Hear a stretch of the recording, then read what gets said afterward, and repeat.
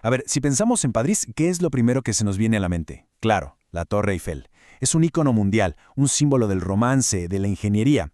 Pero la historia que casi no se cuenta no es sobre cómo la construyeron, sino sobre su increíble supervivencia. Esta no es solo la historia de cómo se levantó la torre, sino de cómo, literalmente, luchó por su vida y ganó. Imagínense esto, la estructura más famosa de Francia, el monumento por el que más gente paga para visitar en todo el mundo, fue construido con una fecha de caducidad. Así como lo oyen, su permiso original era solo para 20 años. Estaba destinada a ser un gigante, pero temporal. Y esa es la gran pregunta, ¿no? ¿Cómo es que una estructura que iban a desmantelar en 1909 se convirtió en una pieza permanente y tan querida del paisaje mundial? La respuesta es una mezcla fascinante de genialidad, muchísima controversia y una estrategia, la verdad, súper astuta. Ok, para entender por qué casi las tiran, primero hay que entender para qué la construyeron. La torre fue diseñada para ser la entrada espectacular a la Exposición Universal de 1889, un mega evento para celebrar los 100 años de la Revolución Francesa, y claro, para presumirle al mundo el poder industrial de Francia. Y vaya que lo presumieron. La torre se construyó con 7.300 toneladas de hierro pudelado, que era el material de punta en esa época, mucho más fuerte y ligero. Era una declaración audaz, una estructura de celosía como nunca antes se había visto, diseñada, por supuesto, por la firma del mismísimo Gustave Eiffel. Pero aquí viene lo más impactante del contrato. Desde el día 1 estaba clarísimo que después de 20 años, la concesión terminaba y la torre se iba para abajo. No era un monumento para la eternidad, sino un espectáculo con fecha de vencimiento. Y bueno, ¿creen que todo el mundo estaba impresionado? Para nada.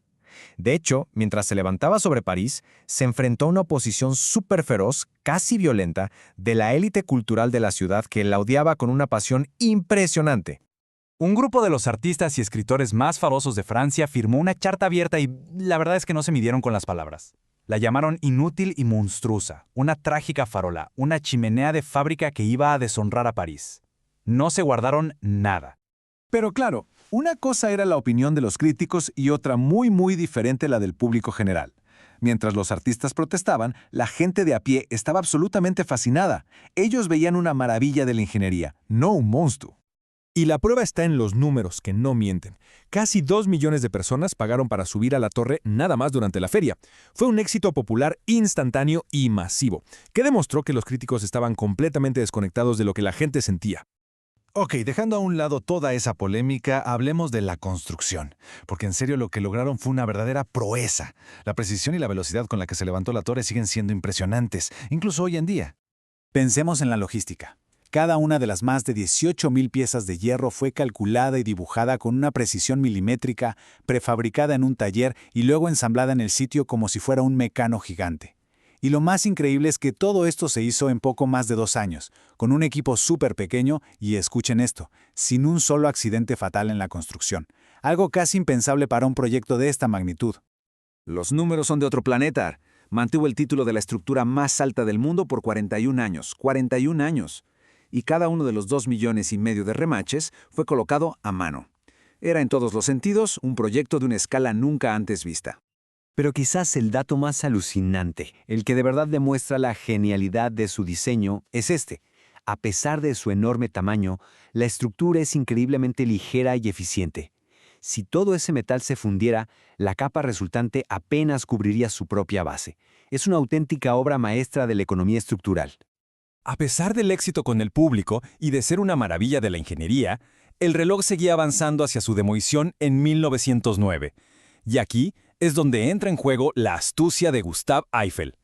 Él sabía que la popularidad por sí sola no iba a salvar su torre, necesitaba hacerla indispensable. Y esta fue su jugada maestra. Eiffel comenzó a promover y financiar activamente el uso de la torre como una plataforma para experimentos científicos. La convirtió en un laboratorio gigante al aire libre, argumentando que su altura única ofreció oportunidades científicas que no tenían precio. Y su plan funcionó a la perfección. La torre se convirtió rápidamente en un activo estratégico. Fue crucial para el desarrollo de la radio, llegando a interceptar comunicaciones alemanas clave en la Primera Guerra Mundial que ayudaron a cambiar el curso de batallas importantes. Después de eso, fue la cuna de las primeras transmisiones de radio y televisión. Para cuando llegó su fecha de demolición, la torre se había vuelto demasiado valiosa como para tirarla. La ciencia y la estrategia de Eiffel la habían salvado. Y una vez que se salvó de la demolición, la torre no se quedó estática. Ha seguido evolucionando, adaptándose y reinventándose a sí misma a lo largo de las décadas, para seguir siendo relevante. El cambio es notable. Pasó de la iluminación a gas a un espectáculo deslumbrante de luces LED que, por cierto, tiene derechos de autor. Ha cambiado de color varias veces. Y lo que una vez fue un permiso temporal es ahora un símbolo permanente de París. Y se ha convertido en el telón de fondo de la historia. Desde actos de desafío durante la guerra hasta ser un centro para celebraciones nacionales y avances ecológicos, la torre es mucho más que una simple estructura. Es una participante activa en la vida de la ciudad y del mundo. Así que al final la historia de la Torre Eiffel nos deja con esta pregunta. Su viaje de ser una monstruosidad temporal a un tesoro atemporal es una lección de visión, de adaptación y de la capacidad de encontrar un propósito más allá de la belleza. Demuestra que para perdurar a veces hay que ser más que un simple monumento, hay que volverse indispensable.